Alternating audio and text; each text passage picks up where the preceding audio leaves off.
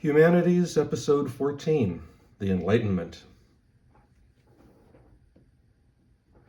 The Enlightenment era is largely an 18th century movement, although it begins a bit earlier and has a lasting impact. It's characterized by a desire to separate science from religion and to promote a new era of learning based upon reason and logic. It sought to move from the dogmatic dark days of the past and into the light of reason, promoting such ideas as individual rights and freedoms and challenging long-held beliefs. The origins of the Enlightenment begin in the 17th century with figures such as Copernicus, Kepler, and Galileo. One central example will suffice. It had long been held that the Earth was the still point at the center of the universe, and that the sun, moon, stars, and planets all revolved around the Earth. This was called the geocentric model of the universe, which goes back at least to the 2nd century mathematician Ptolemy. This view is based on simple observation. We don't feel the Earth moving or spinning, it feels still. We look up, we see the sun arc across the sky each day from east to west. We see the planets and the constellations shift to different places. Based on those observations, it's easy to conclude that the Earth is the center point. Now, the Church came to uphold this view because it fit with the biblical notion that humans were God's special creatures and that the Earth was created for their benefit. The geocentric view placed us in the special place at the very center of the universe. As new technology was developed, new perspectives began to form. One that placed the sun at the center of the universe, with the Earth as one of the planets circling it. This was called the heliocentric view. Copernicus published this view just before his death, thereby saving him from persecution. Kepler did face some opposition when he presented it, but he managed to avoid trial. However, Galileo was put on trial in Rome and ultimately forced to recant what was perceived as a heretical view. The Church came down hard on this new heretical science because it challenged its dogmatic view. Those who persisted in its heresy had to be dealt with very harshly. It would not be until 1992 that the Catholic Church would formally apologize to Galileo and admit that he was correct. It's largely because of this that the Enlightenment came into being. Science had to stand on its own and not be held back by the dogmatic views of religion. Science must be allowed to follow its path. Within this new science, we should note that two approaches to knowledge developed, although I should point out that they're not new, they're just newly termed and discussed. And these are induction and deduction. Induction was put forward by thinkers such as Francis Bacon, John Locke, and David Hume. It argues that our knowledge is based upon observation, testing, and experimentation. We must be actively involved in this world. This is essentially the basis of the scientific method, whereby we would formulate an hypothesis and then test the hypothesis to see if their theory held. In truth, most of our knowledge comes from induction. We make a best guess based upon the evidence that we have at hand. However, as David Hume would eventually point out, this means that our knowledge could be demonstrated as wrong at any time. The aforementioned dispute between the geo and heliocentric model shows this. It was quite rational to believe in the geocentric model based on the initial observation, but when new technology gave us new figures and calculations, we had to be prepared to admit that we were mistaken and to alter our views to fit the evidence. Deduction was put forward by thinkers such as René Descartes and Gottfried Leibniz. It holds that knowledge is based solely on reason, logic, and the workings of the mind. Descartes argues that if one had a piece of knowledge that they knew with absolute certainty, what he called an indubitable axiom, that one could lock oneself away in a room without any real contact with the world and apply reason and logic and derive genuine truth. So, if one knew for certain that 1 + 1 = 2, then I can construct an entire mathematical system from this and be sure of my results. In Descartes' Meditations on First Philosophy, he wanted to demonstrate this idea in action. Unlike the empiricists who felt that doubt was an important tool for knowledge, the rationalists promoting a deductive view wanted to eliminate doubt completely. Descartes argued that if we threw away everything that could ever be doubted, that we would arrive at the one indubitable axiom, cogito ergo sum, I think, therefore I am. He envisioned a being that he called the evil deceiver to help accomplish this.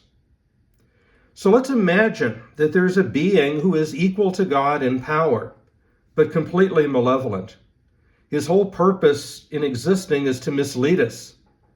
He can make us doubt anything and everything, except for one thing.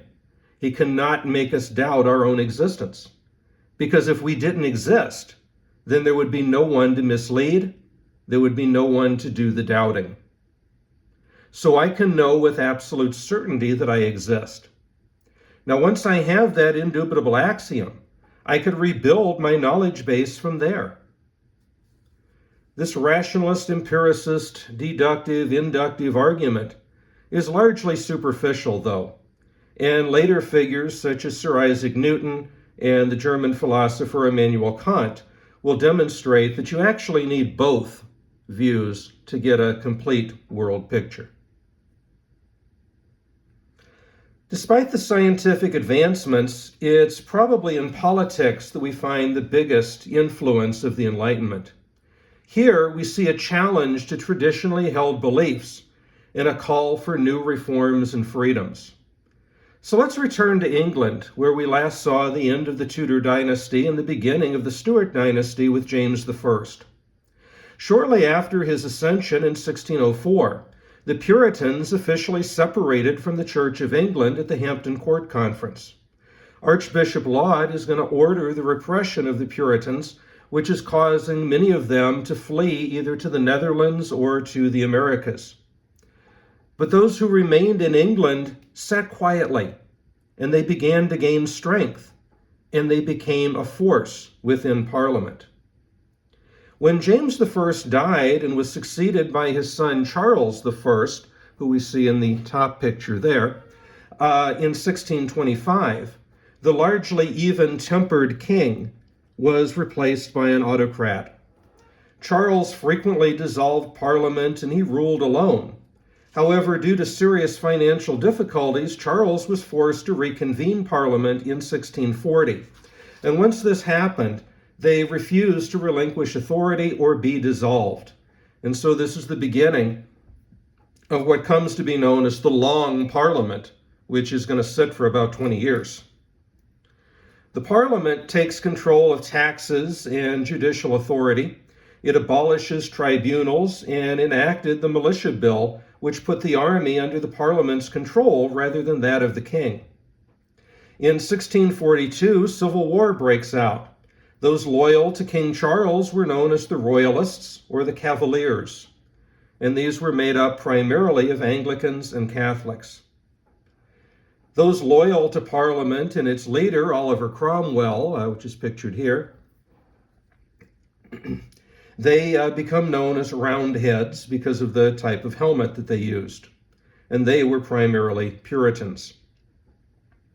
In 1649, King Charles I will be executed, and Cromwell will declare that the monarchy is dead. In place of the monarchy, he proclaims that England is now a commonwealth, and Cromwell will take on the title of Lord Protector, which unfortunately is basically just king without a title.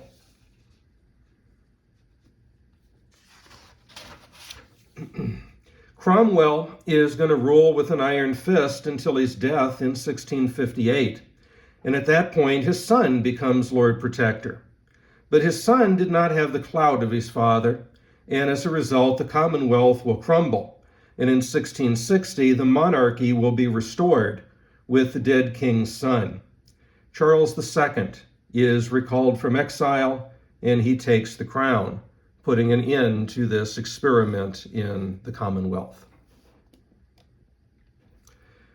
The philosopher Thomas Hobbes, who lives from 1588 to 1679, was a very strong supporter of the monarchy.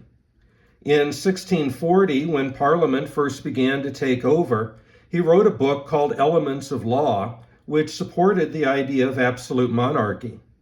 When war broke out, he moved to France and he watched things unfold from the sidelines. After the execution of Charles I, in 1651, he is going to write and publish a book called Leviathan.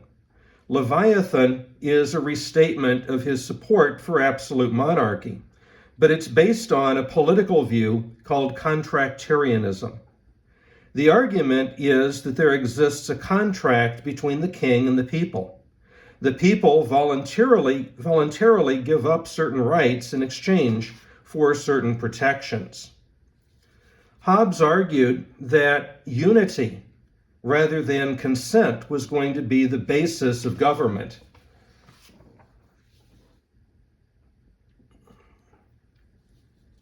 And that a commonwealth's strength is going to come from the population's conformity to the sovereign's will. The goodwill of the people is connected with the goodwill of the ruler through a contract or a series of contracts. To explain this, he uses a creature that he calls Leviathan. Leviathan, he says, is a mechanical man. It's analogous to a human being, but it's comprised of many human beings. And so if we look at the image from the front cover of the book, right, we see this giant monarch-looking figure rising up over the land. And if we could zoom in and look at the individual body, you see that it's made up of a whole bunch of little individual humans within. And so it represents the idea that the monarch is the state in and of itself. Man, according to Hobbes, is a group of material particles in motion, and the motion occurs in accordance to certain laws. By analogy, Hobbes will argue that the Leviathan, the state, is also particles in motion acting in accord to laws. But the Leviathan is more than one man. It's the embodiment of the entire nation, and the monarch itself is represented in that embodiment. Within the Leviathan, sovereignty is the soul. The officers and the joints are the rewards and the punishment. The nerves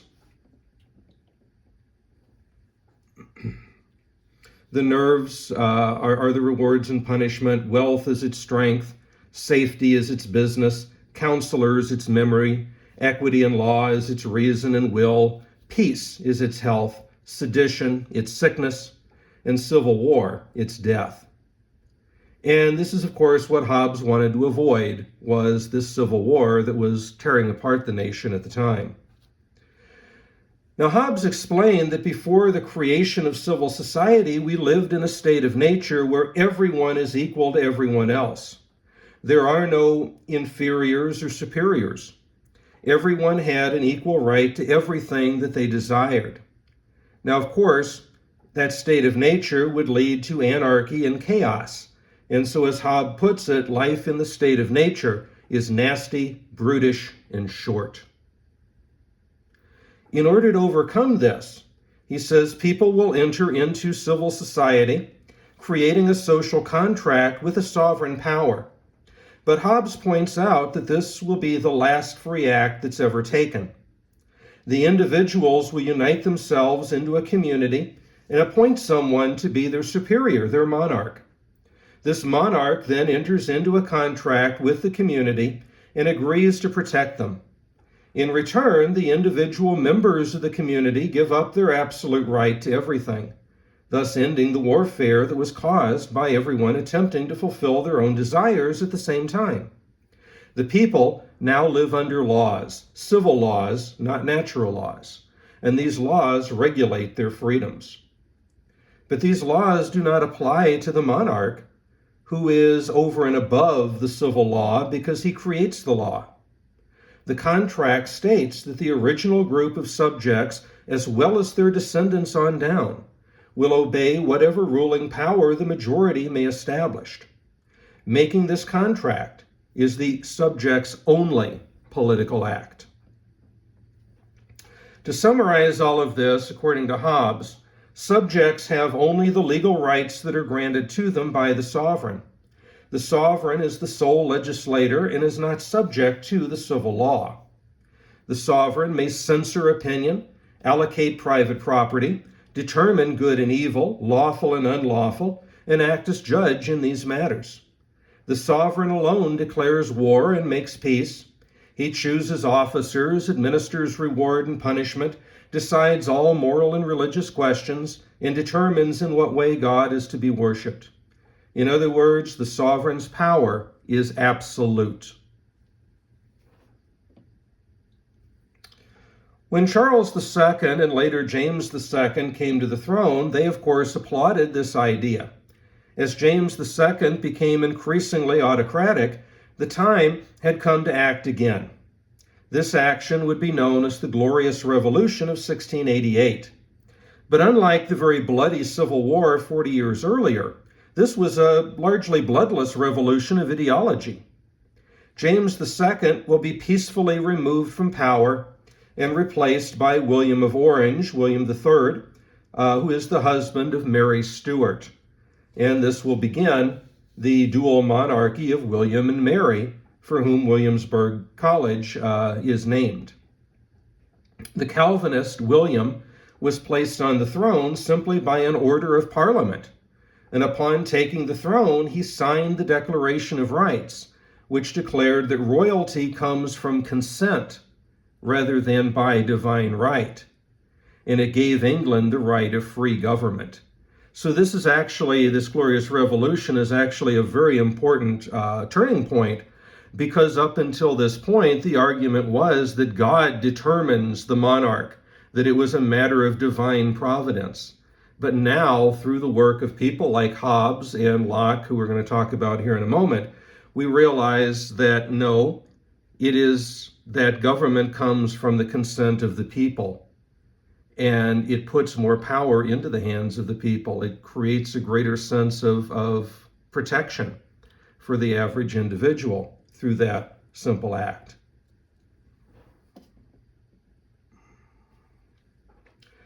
Now, an event like this, a peaceful transference of power from one monarch to another through this glorious revolution, is an unprecedented event in history. And as a result, the philosopher John Locke, who lives from 1632 to 1704, felt that it needed to be justified, which he did in a work called Second Treatise on Government. This work is based on the same idea of contractarianism that Hobbes's Leviathan championed, however, to a very different end, one that is strongly opposed to the idea of absolute monarchy. We can summarize Locke's argument in 6 basic points. First, in a state of nature, men are free and equal. No man is by nature sovereign over other men. And so just as with Hobbes, we have this idea of the state of nature, whereby all individuals live within it. We're all free, we're all equal, we all have an absolute right to what we desire. Point 2, we start to see a divergence. The law of nature governs the state of nature. Reason reveals the law of nature, which is derived from God.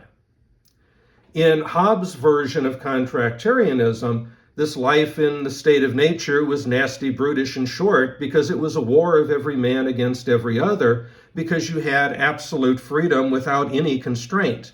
But Locke points out that there is natural constraint that comes into play. There are God-given natural laws that exist within that state of nature. And so those will keep us, to some degree at least, in check. In a state of nature, no one ought to harm another in his life, health, liberty, or possession. And if anyone does harm another, the one he harms has the right to punish him.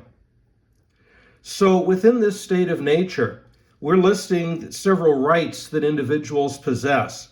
And these should sound familiar to you if you've ever read the Declaration of Independence, we have the right to life, health, liberty, and possession. Now, when Jefferson writes this, he says life, liberty, and the pursuit of happiness. But to an Englishman, the pursuit of happiness and possession are one and the same. So Jefferson's is just a little more flowery, but the same basic idea comes across. But it also throws open this idea that if anyone tries to violate those basic rights that I possess, then I have the right to retaliate. I have the right to punish that individual. Fourthly, by his labor, a man acquires as his property the products of his labor. In other words, we have the right to reap what we sow. Any effort, any work that we put forward, we have the right to reap the benefit of that effort. In order to remedy the inconveniences resulting from a state of nature in which every man is judged to his own acts, men enter into a contract, thereby creating a civil society empowered to judge men and to defend the natural rights of men. So when we enter into this state of nature, when we leave the state of nature, we are going to form a civil society, not because life is horrible and terrible and we can't cope within the state of nature, but because there are certain inconveniences. For example, if we have the right of punishment left to ourselves, then there's no consistency under the law. If someone steals property, one individual may be content simply having their property back. Another person may want that individual to be imprisoned for their act of theft. Somebody else may want that person executed for that act of theft. And so, for these reasons, we find that life is inconvenient. And so within Locke's version, we're really only handing over two things to the sovereign. One is that right of punishment, so that there can be an element of consistency under the law, so that we can say when a person commits this crime, this is the standard punishment for that person to receive. And secondly is the right of defense, because in a state of nature, you only have yourself or your immediate family to help defend what is yours. But by entering into social society, now you have the monarch, now you have the crown, you have the state supporting and defending your properties. But other than that, everything else remains with you. And so we come to point 6, which is really the justification here. If a government violates the social contract by endangering the security and the rights of the citizen, it rebels against the people, and the people have a right to dissolve the government. So remember that in the Leviathan, Hobbes sets up the ruler as absolute. He says that once the contract has been made, that it would be an act of treason to oppose the sovereign, regardless of what he did. The sovereign was identical to the law. But for Locke, if the sovereign does something which endangers the citizens and the citizens react against it, it's not the citizenry that rebels. The sovereign has rebelled, and the sovereign must be put down. Now, in making the contract, then, Hobbes gives all of the power to the sovereign, but Locke believes that the power belongs to the people. For Locke, this is the justification for the Glorious Revolution of 1688, and it will also be the justification in Thomas Jefferson's mind for the American Revolution of 1776. George III abused his power and turned against his subjects. He is in rebellion, and so the people must put him down and replace him with a new government that will uphold the contract. We need to make a brief foray to France at this point and meet Charles de Secondat, Baron Montesquieu, who lives from 1689 to 1755. Montesquieu's most influential work was called The Spirit of the Laws, which was published in 1748. The Spirit of the Laws discusses the nature of the state its laws, and the factors that affect these laws. He is perhaps best noted for saying that to avoid abuse of power and ensure liberty, power should be a check to power. So the idea of checks and balances that becomes so important to modern democracy is largely Montesquieu's brainchild. He explains, when the legislative and executive powers are united in the same person or in the same body of magistrates, there can be no liberty, because apprehension may arise, lest the same monarch or senate should enact tyrannical laws to execute them in a tyrannical manner. Likewise, he argued that the judiciary power should also be separate, explaining that there is no liberty if the judiciary power be not separated from the legislative and executive. Were it joined with the legislative, the life and liberty of the subjects would be exploited to arbitrary control. For the judge would then be the legislator. Were it joined to the executive power, the judge might behave with violence and oppression. So it's from these ideas that the three branches of the U.S. government come to be in existence, the executive, legislative, and judicial branches, each with a separate function, but with a check on the other. Ideas such as a trial by jury of one's peers and a power of veto also emerge from the mind of Montesquieu.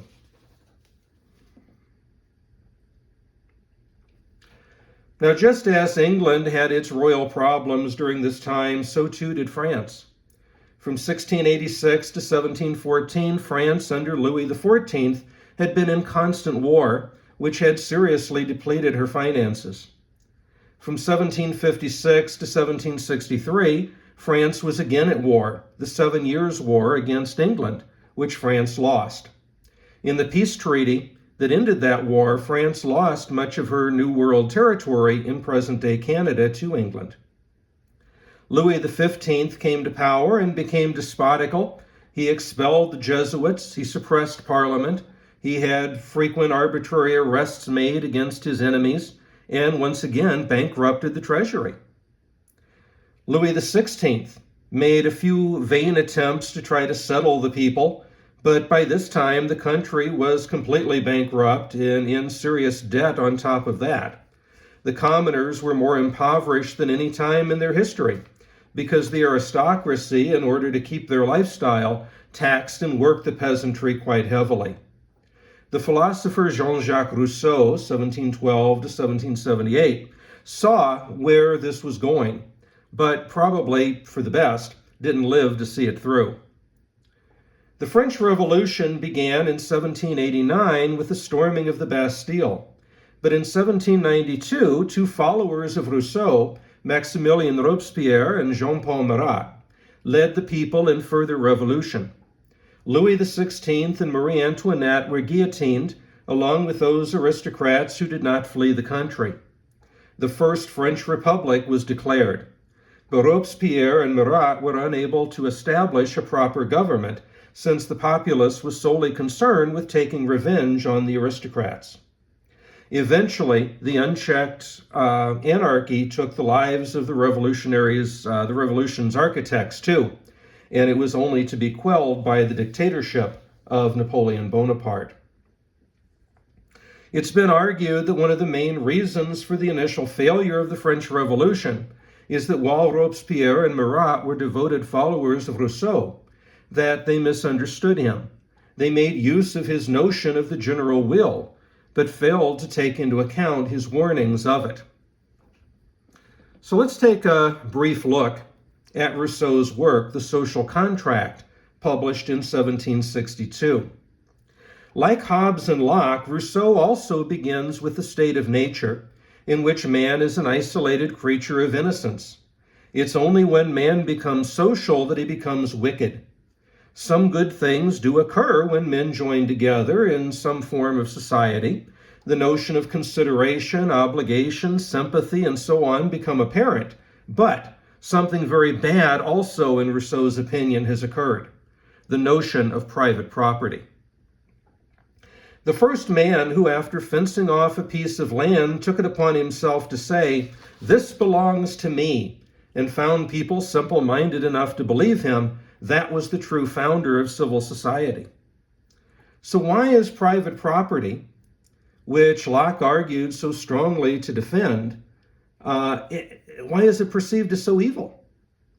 Well, he says, once men begin to claim possessions, the inequality of individual talents and skills leads to inequality of fortune. One man becomes wealthy and others become enslaved to him. Wealth excites people and it breeds war. And it's because of this that societies must become governments in order to establish order. Now, generally, it's the rich who demand this government to provide the order, to protect their wealth, and to keep them in their hierarchical place. So property creates inequality.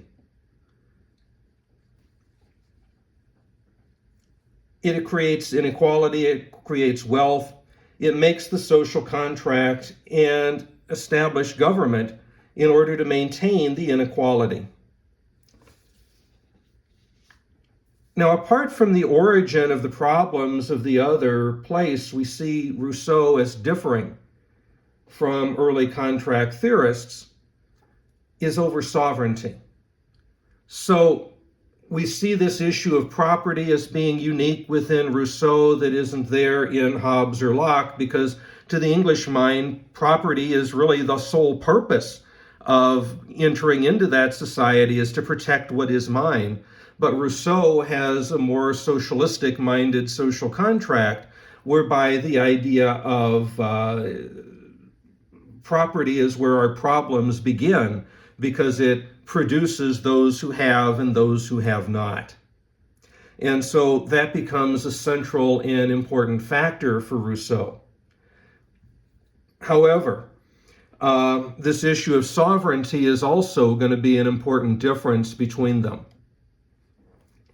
Hobbes creates the Leviathan in order to represent the state and to hold all of the power given to him by the masses. For Rousseau, the masses and the sovereign are identical because of the general will. The general will, he says, is a collective faculty of willing corresponding to the will that's found in an individual. But it's more than this. Everyone has a will, an individual will, which is largely self-motivated. Here's what I want to do. Here's what I want to achieve. But collectively, a society has a general will, which is directed at common social or ethical ends. So everyone has an individual will seeking wants and desires. Individual wills can be very egoistic. If the general will were simply united wills, then it would just be these egoistic desires lumped together. But a general will transcends this egoism. It's all individual wills merging together as one. In this general will, there are only those parts of the individual wills which work for the good of the state. They are the ones that are permitted. And so the general will must be directed towards social and ethical ends, whereas the individual will need not be. So for Rousseau, man leaves behind his unreflective pursuits of his own welfare when he enters into society.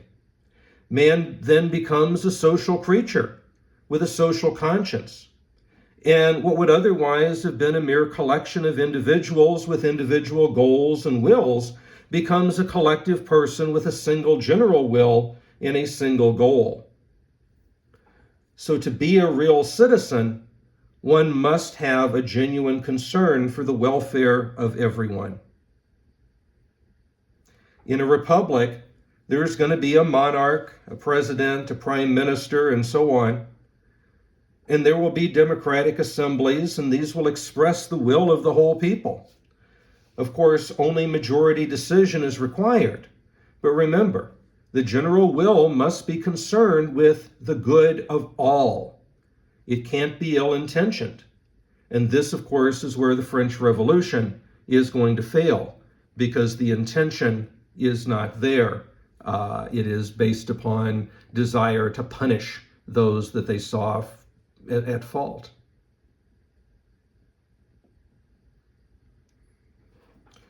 Further distinguishing Rousseau from Hobbes and Locke, he says that there is no contract between the monarch and the people. The contract is simply amongst the people. No rights are transferred. On the contrary, this is the moment when rights come into being. When we make a social contract, we awaken rationally. But if we establish a general will, then we're freed from these chains Rousseau spoke of at the start. Now, if the sovereign and the people are one and the same, then why do we even need lawgivers? Why do we need laws? Laws and rules, he said, are made by the people as sovereign and obeyed by the same people as subjects. Rousseau thinks that the people, since they are both sovereign and subject, will never forge fetters for themselves. In other words, if we are the sovereign, then we're not going to become an oppressive government because we're not going to work against ourselves and our own interests. But he fears that the people might unwittingly forge fetters for themselves, so laws and lawgivers become necessary. This is the warning that Robespierre and Marat failed to heed during the French Revolution. They allowed the people to exercise their general will, but their general will was corrupted by those calling for revenge, and instead of a republican government of the people emerging as Rousseau would have hoped, anarchy engulfed the country during this period that becomes known as the Terror. Now, Thomas Jefferson is the chief architect, if you will, of the American Revolution, great national founding figure. But his ideas were not unique to him. He did not envision them. He did not create them. It's all of these people that we've been talking about, all of these concepts and ideas that come together. He is heavily influenced by John Locke here. His whole concept or theory of social contract really derives from him.